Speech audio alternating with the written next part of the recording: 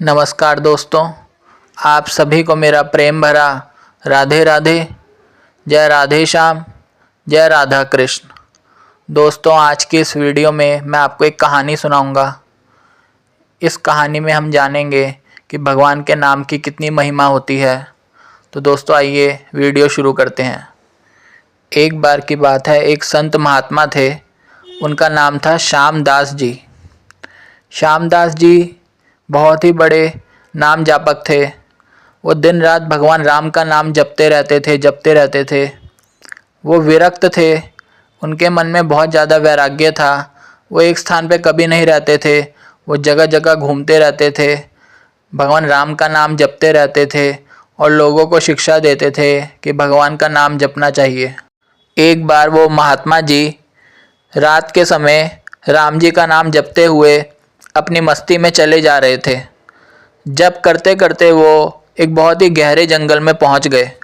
श्यामदास जी घने जंगल में रास्ता भूल गए थे, पर वो अपनी मस्ती में चलते जा रहे थे और बोलते जा रहे थे कि जहाँ राम ले चलेंगे मैं वहाँ चल पड़ूंगा।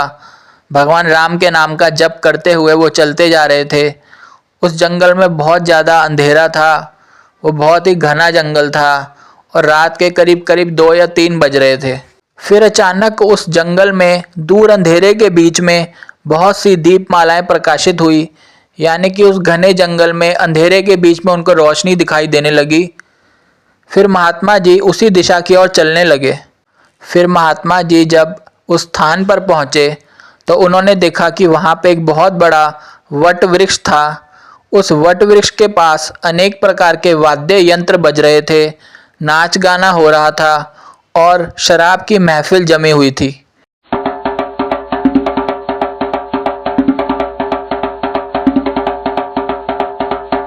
महात्मा जी ने देखा कि वहाँ पे उत्सव मनाया जा रहा है। बहुत सारे स्त्री पुरुष नाच रहे हैं, गा रहे हैं, हंस रहे हैं और खुशियाँ मना रहे हैं। फिर महात्मा जी ने उन सभी लोगों को बहुत ध्यान से देखा जो नाच गा रहे थे। फिर उन्हें पता लगा कि ये सब लोग मनुष्य नहीं हैं, ये सब लोग प्रेत आत्माएं हैं, यानी कि ये सभी लोग भूत और प्रेत हैं। फिर अचानक एक प्रेत ने महात्मा जी का हाथ पकड़ लिया और कहा, ओ मनुष्य, हमारे राजा तुझे बुलाते हैं, चल। महात्मा जी मस्त भाव से राजा के पास गए। राजा जो थे वो सिंहासन पर बैठे हुए थे और राजा के आसपास बहुत सारे प्रेत खड़े हुए थे। फिर प्रेतों के राजा प्रेतराज ने महात्मा जी से कहा, आप इस ओर क्यों आए? हमारी मंडली आज मदमस्त हुई है, इस बात का आपने विचार नहीं किया? आपको मौत से डर नहीं लगता? महात्मा जी बोले, मौत का डर और मुझे? राजन, जिसे जीने का मोह होता है उसे मौत का डर होता है।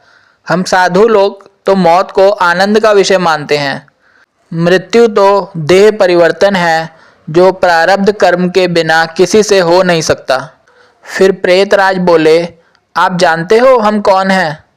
महात्मा जी बोले, मैं अनुमान करता हूँ कि आप प्रेत आत्मा हो।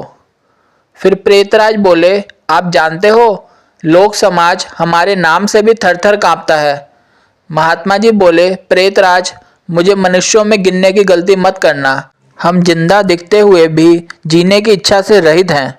फिर महात्मा जी बोले, मुझे आपसे एक प्रश्न पूछना है। प्रेतराज बोले, हाँ पूछिए, आपको क्या प्रश्न पूछना है? महात्मा जी बोले, प्रेतराज, आज यहाँ पर इतना आनंद उत्सव क्यों मनाया जा रहा है?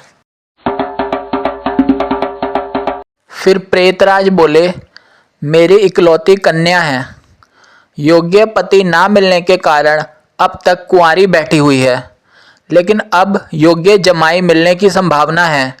कल उसकी शादी है, इसलिए यह उत्सव मनाया जा रहा है।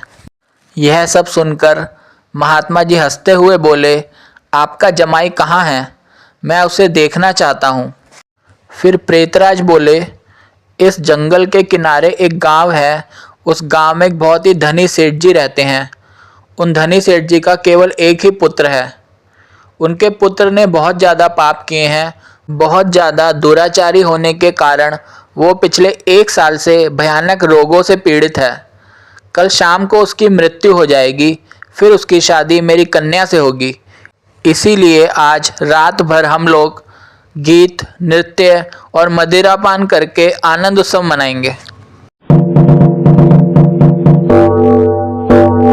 फिर यह सब सुन के महात्मा श्यामदास जी वहाँ से विदा लेकर श्री राम जी के नाम का जप करते हुए जंगल के किनारे के गांव में पहुँचे। उस समय सुबह हो चुकी थी। एक ग्रामीण से महात्मा जी ने पूछा, इस गांव में कोई श्रीमान का बेटा बीमार है? ग्रामीण बोला, हाँ महाराज, नवलशा सेठ का बेटा सांकल चंद 1 वर्ष से बहुत ज़्यादा रोगग्रस्त है। बहुत उपचार किए पर उसका रोग ठीक नहीं होता। फिर महात्मा जी नवलशा सेठ के घर पहुँचे। उनके बेटे सांकल चंद की हालत बहुत ज़्यादा गंभीर थी। अंतिम घड़ियाँ थी। फिर भी महात्मा को देखकर माता पिता को आशा की किरण दिखी। उन्होंने महात्मा जी का स्वागत किया। सांकल चंद ने आंखें खोलते ही अपने सामने एक प्रतापी संत को देखा तो रो पड़ा। बोला, महाराज जी, आप मेरा अंत सुधारने के लिए पधारे हो। मैंने बहुत पाप किए हैं, भगवान के दरबार में क्या मुंह दिखाऊंगा। फिर भी आप जैसे संत के दर्शन हुए हैं, यह मेरे लिए शुभ संकेत है। इतना बोलते ही उसकी सांस फूलने लगी और वो जोर जोर से खांसने लगा। फिर महात्मा जी बोले, बेटा निराश ना हो, भगवान राम का नाम पतित पावन है। तेरी ये अंतिम घड़ी है। अब काल से डरने की कोई ज़रूरत नहीं है। खूब शांति से चित्तवृत्ति के तमाम वेग को रोककर श्री राम जी के नाम के जप में मन को लगा दे। यह सब सुनकर सांकल चंद मन ही मन राम जी का नाम जपने लगा। दिन ढलते ही सांकल चंद की बीमारी बढ़ने लगी।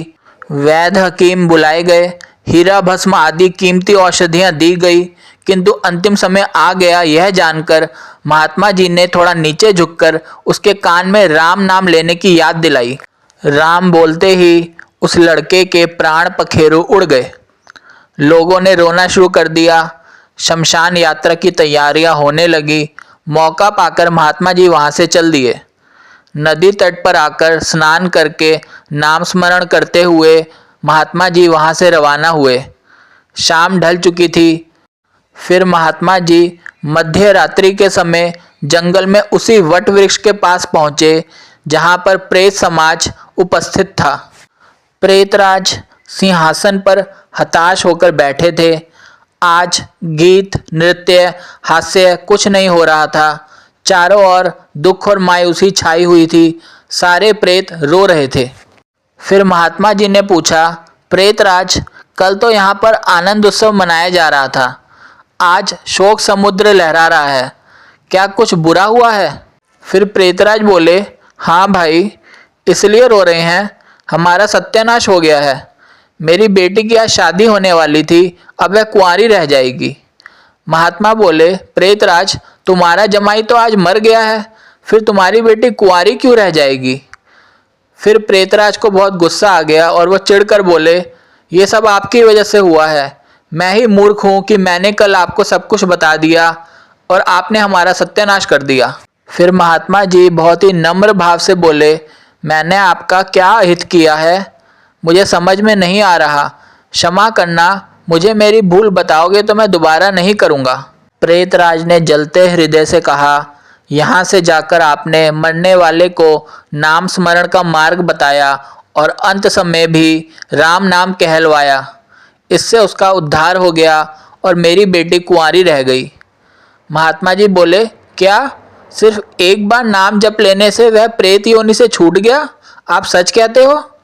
प्रेतराज बोले, हाँ भाई, जो मनुष्य राम नाम का जप करता है वह राम नाम के जप के प्रताप से कभी हमारी प्रेत योनि को प्राप्त नहीं होता।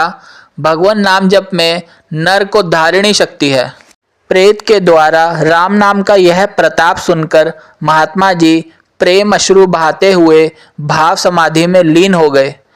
उनकी आंखें खुली तब वहाँ प्रेत समाज नहीं था। बाल सूर्य की सुनहरी किरणें वट वृक्ष को शोभायमान कर रही थी। जय सीताराम, जय सीताराम, जय सीताराम। दोस्तों, इसी के साथ यहाँ पर ये कथा, ये कहानी संपूर्ण होती है। दोस्तों, इस वीडियो को समाप्त करने से पहले मैं और आप यानी कि हम सब मिलके थोड़ा सा नाम कीर्तन करेंगे।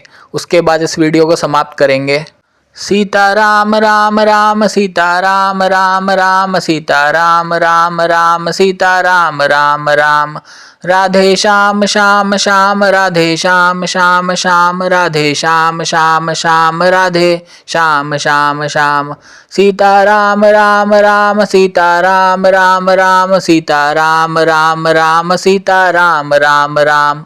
राधे श्याम श्याम श्याम राधे श्याम श्याम श्याम राधे श्याम श्याम श्याम राधे श्याम श्याम श्याम। जय जय श्री राधे, जय जय श्री राधे, जय जय श्री राधे श्याम। दोस्तों, आपको ये कहानी कैसी लगी, ये कथा कैसी लगी, कृपया कमेंट बॉक्स में बता के जाइएगा। मैं आपसे मिलूँगा अपनी अगली वीडियो में। राधे राधे, जय राधा कृष्ण।